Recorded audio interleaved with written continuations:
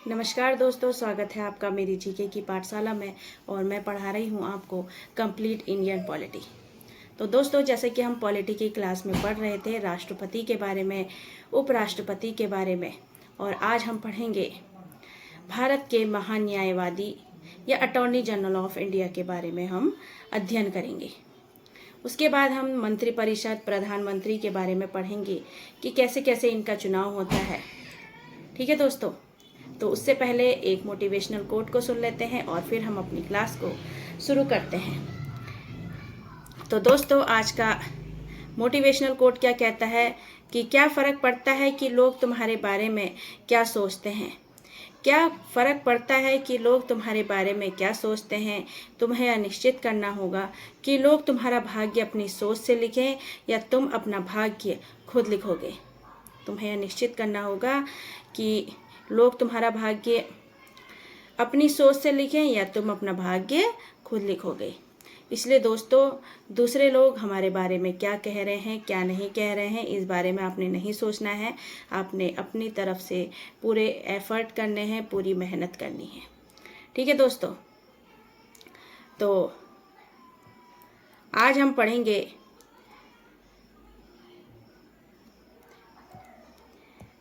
अनुच्छेद 76, भारत का महान्यायवादी। ठीक है दोस्तों, अनुच्छेद 76 भारत का महान्यायवादी या अटॉर्नी जनरल ऑफ इंडिया, इसके बारे में हम पढ़ेंगे। तो अटॉर्नी जनरल ऑफ इंडिया की जो नियुक्ति करते हैं वो कौन करते हैं? राष्ट्रपति के द्वारा होती है। और इनकी योग्यता जो होती है, अटॉर्नी जनरल ऑफ इंडिया की योग्यता होती है, वो सुप्रीम कोर्ट के न्यायाधीश के समान होती है। किसके? सुप्रीम कोर्ट के जो न्यायाधीश होते हैं, जज होते हैं, उनके समान इनकी योग्यता होती है अटॉर्नी जनरल ऑफ इंडिया की। ठीक है। अब भारत का जो महान्यायवादी है वो क्या कार्य करता है? तो दोस्तों, जो भारत का महान्यायवादी है वो सरकार को विधि संबंधी मामलों के लिए सलाह देता है। अटॉर्नी जनरल ऑफ इंडिया जो है वो विधि संबंधी मामलों के लिए क्या देता है? सलाह देता है। अटॉर्नी जनरल ऑफ इंडिया को क्या है? अटॉर्नी जनरल ऑफ इंडिया को भारत के सभी न्यायालयों में सुनवाई का अधिकार भी होता है। तो मतलब भारत के जितने भी न्यायालय हैं वहाँ पर सुनवाई का अधिकार भी अटॉर्नी जनरल ऑफ इंडिया को होता है। ठीक है। अटॉर्नी जनरल ऑफ इंडिया क्या करते हैं? अटॉर्नी जनरल ऑफ इंडिया है दोस्तों, ये राष्ट्रपति के प्रसाद पर्यंत कार्य करते हैं। प्रसाद पर्यंत मतलब जब तक राष्ट्रपति चाहेगा इन्हें रखेगा और जब नहीं चाहेगा तब हटा देगा। तो मतलब इनका कार्यकाल निश्चित नहीं है। राष्ट्रपति कभी भी इन्हें उनके पद से हटा सकता है, अटॉर्नी जनरल ऑफ इंडिया को। ठीक है दोस्तों। अब अटॉर्नी जनरल ऑफ इंडिया का एक ऐसा व्यक्ति है जो संसद का सदस्य नहीं होता। अटॉर्नी जनरल ऑफ इंडिया संसद का सदस्य नहीं होता, लेकिन वह संसद में बोल सकते हैं, लोकसभा और राज्यसभा दोनों में बोल सकते हैं। ठीक है। समिति के हिस्सा भी बन सकते हैं समिति के, और अपनी सलाह भी दे सकते हैं। लेकिन वह क्या नहीं कर सकते? तो दोस्तों, वह मतदान नहीं कर सकते। वह संसद का हिस्सा तो नहीं है। देखिए, किसका हिस्सा नहीं है? संसद के हिस्से नहीं है, संसद के सदस्य नहीं है, लेकिन वह संसद में बोल सकते हैं, लोकसभा और राज्यसभा दोनों में, समिति का भी हिस्सा बन सकते हैं, लेकिन अपना वो क्या नहीं दे सकते हैं? मतदान नहीं दे सकते हैं। ठीक है। अब दोस्तों, अटॉर्नी जनरल ऑफ इंडिया जो है एक क्या है? अब आपको जानना चाहिए कि क्या है आखिर अटॉर्नी जनरल ऑफ इंडिया का क्या कार्य है। तो दोस्तों, अटॉर्नी जनरल ऑफ इंडिया का जो कार्य है यह है एक सरकारी वकील हैं ये, और यह अपने प्राइवेट केसेस भी लड़ सकते हैं, लेकिन किसके अनुमति के साथ? सरकार की अनुमति के साथ यह अपने प्राइवेट केस भी लड़ सकते हैं। अब दोस्तों देखते हैं महान्यायवादी अटॉर्नी जनरल ऑफ इंडिया की कुछ सीमाएं कि क्या कार्य इनको सरकार के कहाँ रहकर करना है, मतलब अंतर्गत रहकर करना है कि अंडर रहकर करना है। ठीक है दोस्तों, तो क्या सीमाएं हैं देखते हैं। ठीक है, तो दोस्तों अटॉर्नी जनरल ऑफ इंडिया अपनी राय को भारत सरकार के ऊपर थोप नहीं सकता। तो ये मतलब कार्य है, ये इनको सरकार के अंडर रहकर करने हैं कि यह अपनी जो इनकी राय है वह दे सकते हैं सरकार को, लेकिन थोप नहीं सकते। भारत सरकार की अनुमति के बिना आपराधिक मामलों में आरोपियों का बचाव भी नहीं कर सकते, जब तक भारत सरकार की अनुमति ना हो। ठीक है, फिर क्या नहीं कर सकते, सरकार की अनुमति के बिना किसी भी कंपनी में एक निर्देशक के रूप में नियुक्ति को स्वीकार भी नहीं कर सकते। मतलब सरकार की जब तक ये अंडर रहकर काम कर रहे हैं तब तक इन्हें किसकी अनुमति माननी पड़ेगी, भारत सरकार की अनुमति माननी पड़ेगी। अब दोस्तों मंत्रिपरिषद में भी अब आता है मंत्रिपरिषद। ठीक है दोस्तों, अब तक हमने पढ़ा था अनुच्छेद 76 में अटॉर्नी जनरल ऑफ इंडिया महान्यायवादी के बारे में, और अब हम पढ़ेंगे मंत्रिपरिषद। तो दोस्तों मंत्रिपरिषद में क्या होता है, 3 प्रकार के मंत्री होते हैं। पहले कैबिनेट मंत्री, दूसरा राज्य मंत्री एवं स्वतंत्र प्रभार, और तीसरे उपमंत्री। कैबिनेट मंत्री जो है ना दोस्तों, तो इन्हें क्या कहा जाता है, कैबिनेट मंत्रियों को मंत्रिमंडल कहा जाता है। क्या कहा जाता है, मंत्रिमंडल कहा जाता है। कैबिनेट मंत्री अपने विभाग का प्रमुख होता है, कैबिनेट मंत्री। जैसे रक्षा मंत्री कह लीजिए, गृह मंत्री कह लीजिए, विदेश मंत्री कह लीजिए, तो ये अपने विभाग के प्रमुख होते हैं, इसलिए इन्हें कैबिनेट मंत्री कहा जाता है। ये अपने विभाग के क्या होते हैं, प्रमुख होते हैं। ठीक है, अब दोस्तों कैबिनेट मंत्री पढ़ लिया। मंत्री 3 प्रकार के होते हैं। मंत्री किसके अंतर्गत, देखिए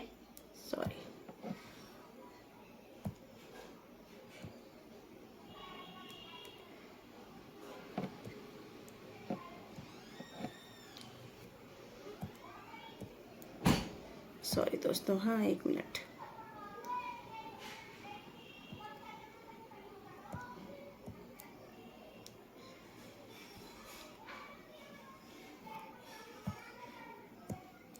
ये देखिए किसके अंतर्गत होते हैं, मंत्री परिषद के अंतर्गत।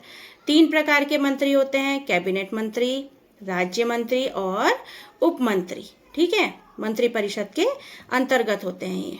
ठीक है, अब हमने कैबिनेट मंत्री पढ़ लिया। देखिए कैबिनेट मंत्री को मंत्रिमंडल कहा जाता है। कैबिनेट मंत्री अपने विभाग का प्रमुख होता है, जैसे रक्षा मंत्री, गृह मंत्री आदि। ठीक है, ये अपने विभाग के प्रमुख होते हैं। अब आते हैं राज्य मंत्री। तो राज्य मंत्री के अंतर्गत 2 प्रकार के मंत्री आते हैं, एक स्वतंत्र प्रभार और एक अधीनस्थ। अब अधीनस्थ मंत्री जो होते हैं दोस्तों, ये कैबिनेट मंत्री के साथ रहकर कार्य करते हैं। किसके अंतर्गत रहकर, कैबिनेट मंत्री के साथ रहकर कार्य करते हैं। फिर और स्वतंत्र प्रभार मंत्री जो होते हैं, ये अपने विभाग के स्वतंत्र अधिकारी होते हैं। स्वतंत्र प्रभार मंत्री अपने विभाग के स्वतंत्र अधिकारी होते हैं। ठीक है, अब आते हैं उपमंत्री। अब उपमंत्री कौन होते हैं, तो उपमंत्री जो होते हैं दोस्तों, यह कैबिनेट मंत्रियों या राज्य मंत्रियों से संबंधित होते हैं। उपमंत्री जो होते हैं ये कैबिनेट मंत्रियों और राज्य मंत्रियों के से संबंधित होते हैं, और इनके किसके प्रशासनिक, राजनीतिक और संसदीय कर्तव्यों में इनकी सहायता करते हैं। कौन, उपमंत्री। तो मतलब उपमंत्री क्या करते हैं, एक तरह से सहायता करते हैं इन दोनों मंत्रियों की, कैबिनेट मंत्री और राज्य मंत्रियों की। ठीक है, अब दोस्तों ऐसा समूह जिसमें सारे मंत्री होते हैं, जिसमें सारे मंत्री होते हैं, सारे मंत्री आते हैं, तो उन्हें क्या कहा जाएगा? मंत्री परिषद कहा जाएगा। ठीक है। और मंत्रिमंडल के अंतर्गत कौन से आते हैं? सिर्फ कैबिनेट मंत्री आते हैं। मंत्री परिषद के अंतर्गत सारे मंत्री आते हैं और मंत्रिमंडल के अंतर्गत सिर्फ कैबिनेट मंत्री आते हैं। अब आएगा अनुच्छेद 74। अनुच्छेद 74 में क्या है दोस्तों? तो अनुच्छेद 74 में राष्ट्रपति को सहायता और सलाह देने के लिए मंत्री परिषद होती है। अब मंत्री परिषद बताई ना मैंने आपको, क्या होता है मंत्री परिषद में? सभी तरह के मंत्री होते हैं। मंत्री परिषद का अध्यक्ष कौन होता है? प्रधानमंत्री होता है। कौन होता है? प्रधानमंत्री। मंत्री परिषद की सलाह पर ही कार्य करते हैं राष्ट्रपति। तो राष्ट्रपति एक तरह से जो है मंत्री परिषद की सलाह पर ही कार्य करते हैं। अब 44वें संविधान संशोधन 1978 के द्वारा एक संशोधन किया गया। अब क्या संशोधन किया गया? तो दोस्तों इसमें यह जोड़ा गया, अनुच्छेद 74 में यह संशोधन जोड़ा गया कि राष्ट्रपति मंत्रिपरिषद की दी हुई सलाह को फिर से पुनर्विचार के लिए मंत्रिपरिषद के पास भेज सकते हैं। अब इसका क्या मतलब हुआ कि मंत्रिपरिषद ने राष्ट्रपति को कोई कार्य दिया करने के लिए, कोई सलाह दी कि आप इस पर अपना हस्ताक्षर कीजिए, आप अपना इस पर इसे पारित कीजिए। ठीक है। अब राष्ट्रपति को वो कार्य ठीक नहीं लगा, उन्होंने दोबारा, मतलब ये अधिकार उन्हें मिला राष्ट्रपति को कि उन्होंने दोबारा वो जो उन्होंने सलाह दी, जो भी उन्होंने लिखित दिया या बोलकर दिया, तो उसे वापस पुनर्विचार के लिए कहाँ भेजेंगे? मंत्रिपरिषद के पास भेजेंगे दोबारा। अब जब दोबारा भी सलाह करने के बाद, सारा देखने के बाद, पुनर्विचार करने के बाद फिर राष्ट्रपति के पास भेजा जाएगा, तो राष्ट्रपति को उस पर क्या करना पड़ेगा? हामी भरनी पड़ेगी, उस सलाह को मानना पड़ेगा। तो वही है दोस्तों इसमें कि दोबारा पुनर्विचार के बाद राष्ट्रपति को मंत्रिपरिषद की वही सलाह को मानना पड़ता है। ठीक है। अब अनुच्छेद 74 के अनुसार मंत्रिपरिषद ने राष्ट्रपति को क्या सलाह दी? क्या सलाह दी दोस्तों? कि इस पर न्यायालय में किसी भी प्रकार का केस नहीं किया जाएगा। मतलब मंत्रिपरिषद ने जो राष्ट्रपति को सलाह दी है, तो उस पर न्यायालय में किसी भी प्रकार का केस नहीं किया जाएगा कि क्या क्या पूछा है, क्या नहीं पूछा है। इस बारे में किसी भी तरह का न्यायालय में केस नहीं जाएगा। तो ये थे दोस्तों हमारे आज के टॉपिक। उम्मीद है आपको समझ में आए होंगे। और अनुच्छेद 76 में भारत के महान्यायवादी अटॉर्नी जनरल ऑफ इंडिया के बारे में बताया गया, कैसे इनकी नियुक्ति होती है। अटॉर्नी जनरल ऑफ इंडिया की राष्ट्रपति के द्वारा होती है, क्या ये कार्य करते हैं, तो ये भी सारा बता दिया है मैंने आपको। और आप बहुत अच्छे से इन्हें पढ़ लीजिएगा। मंत्रिपरिषद में देखिए 3 प्रकार के मंत्री होते हैं, कैबिनेट मंत्री, राज्य मंत्री और उप मंत्री। क्या क्या इनका कार्य होता है, ये सब आपके लिए बहुत इम्पोर्टेंट है, पॉलिटी से रिलेटेड। ठीक है दोस्तों। तो दोस्तों मिलते हैं आपसे अपनी अगली क्लास में। तब तक के लिए अपना ध्यान रखें, स्वस्थ रहें, खुश रहें। Thank you.